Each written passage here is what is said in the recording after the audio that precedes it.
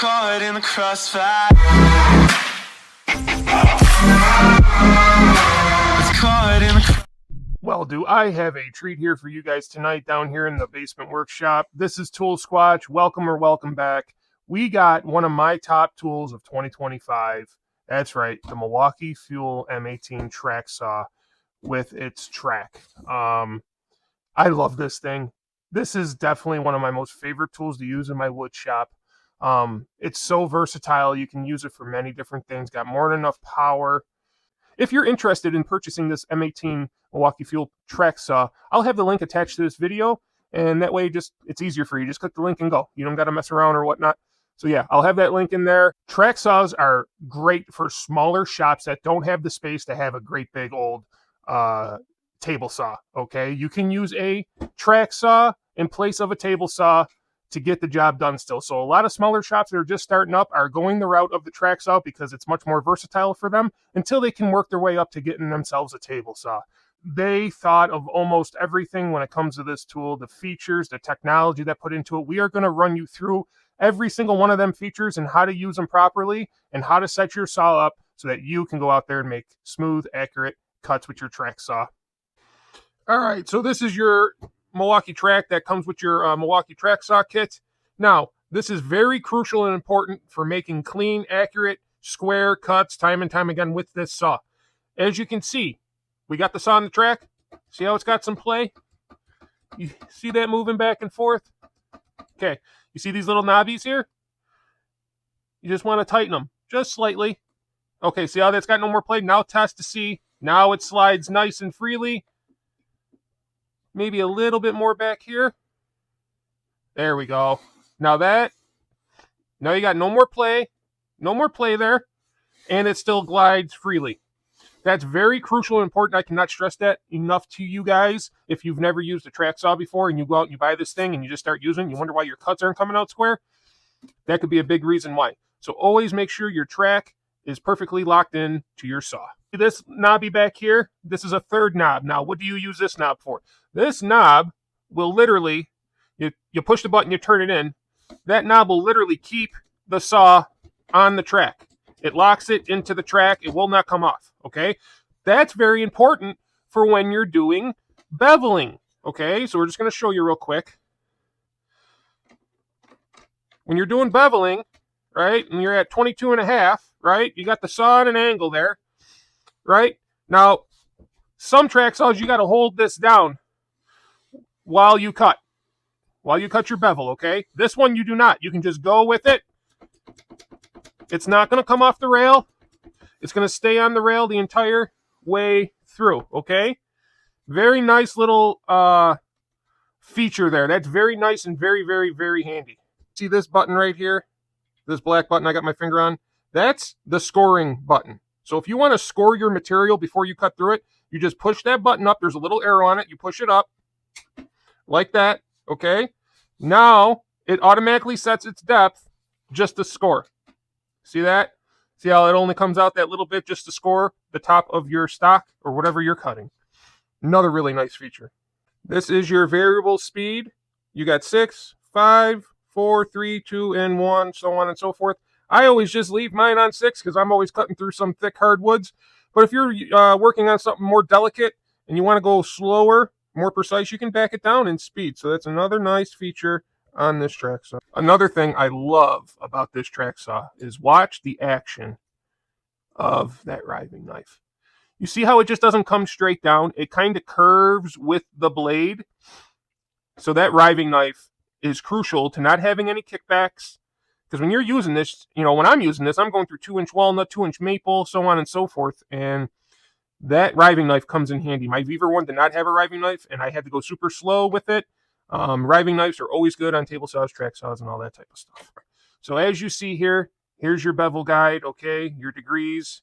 They do have a positive stop at 22.5, but you have to engage that positive stop, push this out and turn. Now that positive stop will be engaged for when you want to bevel. Now there's a knob up front, and then there's a knob in the back. I don't know if you guys can see that, but it's underneath the dust collection here. And a knob in the back that you must loosen, okay? You got to loosen both of them. You also got to tighten both of them, all right? Just like that. Now, we got that preset to stop on 22.5, right? Boom. Stops right on 22.5. I think that's pretty cool. If you don't want it to stop on 22.5, you pick it up, move the knob over like that. Now you're free to go to 45. So you got -1 to 48. As you see, it didn't go to 48 there. It only went to 45. Now, why did it do that? Why didn't it go to 48, right? I'll show you why. There's a little button down in here. There's a push button down in here right next to the bevel. You push that in, you hear it unlock, right? Now you're at -1. Can you guys see that? Now you're at -1, and now, boom, you can go all the way to 48. Just like that. And then when you go back down, you hear it click off. Boom, now you're back to 0. So it automatically clicks off once you go past that 45-degree mark. Whatever, you're back to 0, ready to cut. Make sure you tighten the back knob and the front knob. Otherwise, you run the risk of this saw topping over while you're trying to cut a 90-degree angle. This is your depth adjustment, and it is super easy to use. Now, on a lot of track saws, they cheap out on this depth adjustment. It's hard sometimes to move it. Watch this. I'm just going to use one of my fingers. You ready? Boom. It's that easy, guys. That easy. Now, you say to yourself, Josh, or Tool Squatch, why is there 2 markers? All right. That's a very easy question. This marker over here is if you're not using the saw on the track. This marker is if you are using the saw on the track. So it's a track saw. 99% of the time, you're going to be using this marker for your depth adjustment, okay? So if we got the saw on the track, if we put that right there, we're at 0, all right? And just to show you, that's 0. Now, it's very easy. So say you got 1-inch stock that you need to cut. Well, let's line it up to about 1 1/16 inch. That's all you need to cut that 1-inch stock, okay? Goes all the way down past 2. It's about, you can get all the way to about 2.5 on this, okay? So 2.5-inch thick material you can cut through on this thing. Like I said, this is really nice. I love this about this one. And ever since I got this just makes my Vevor one seem obsolete. What about blade change? You know, it's got this big cover on the front of it, right? Tool Squatch. How do we get the blade out of that? That looks like a pain in the butt. Actually, it's very, very simple. Okay. You see this lever right here? We already got it in the lock position, okay? But you would want to push that lever up to lock it into position before you ever think about changing the blade. And then all you do is, you ready? You pull down, and then it locks your arbor right into the window there, okay?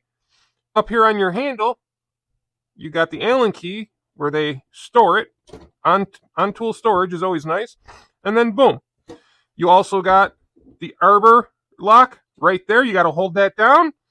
You'll hold that down while you put your Allen key in there. Boom, it locks in. And then boom, you got your blade loosened to put another blade in, okay? I'm not going to take it all the way out. Also, when you're doing this, you do not, I repeat, you do not need to Hercules this thing down like you're building a foundation for a house or something. Most definitely do not need to do that. Boom, your blade is changed. Just make sure, if you're choosing not to use the stock blade with this, that you get a 6.5-inch, 20-millimeter track saw blade with the right kerf. Because if you don't get the right kerf, you will screw up your measurements and everything will just be off in the long run. And as always, guys, if you're ever going to be making adjustments on your saw and your hands are going to be near the blade changes, bevel adjustments, whatever the case may be, always take the battery out of your saw before you make any of those blade adjustments or anything like that. And it claims it gets over 90% of dust collection. Now, it comes with like a plastic dust bag on this thing. You can use that. I choose not to because then you got to empty that out all the time. What I have is a Rockler dust management system. Basically, this attaches, the Rockler attachment attaches to your dust collection on your track saw. The hose goes to your shop vac. Your shop vac hooks up in here, and boom, you got almost 100% dust collection. And let me tell you, This thing is amazing with dust collection. My only real gripe about this tool is if you choose to use a 12 amp hour, whether it's high output or forged battery, you don't have much room on the handle to grab. There's no room in there whatsoever to grab. So you'll kind of be palming it down. I mean, kind of grabbing it with like your fingertips and stuff like that. I do not recommend using the 12.0 HD batteries on this tool just for that sake alone. I'll show you the massive difference when you put the 8 amp hour forge on. The 8 amp hour forge, much better. You got room to grab it, all that type of stuff. That's probably the only gripe I have about this saw. Trust me, I would love to run this with the 12 amp hour forge. It's just not comfortable to. So maybe Milwaukee's got to go back to the drawing board with that. And yes, this track saw will work with any Milwaukee M-18 battery. However, I do recommend you use at least a 6 amp hour forge battery. This is a high draw tool. But if you can't afford the forge batteries, the next best option are the high output 6.0s. It works really well with these. And if you really can't afford that, it still will work with your 5.0 XC batteries. You just got to go a little bit slower, be a little bit more patient, and maybe have a couple of extra batteries on hand because it will drain the batteries a little bit quicker than the other two. But most definitely, I recommend this tool in a forge battery, at least a high output. But if you have to, I have made a million cuts with the XC 5.0 batteries. It's just a matter of taking it slow, taking your time, and just being patient. It's about everything of all the ins and outs of the saw, all the features, all the technology that went into it, all the little ideas and details that went into the saw. And I think Milwaukee really knocked this out of the park. I really only have the one gripe about it, and that is you can't put the big 12.0 batteries in there. You can, but it's not comfortable to use with them in there. So let's start ripping some frickin' wood, and let's see what this thing's made of.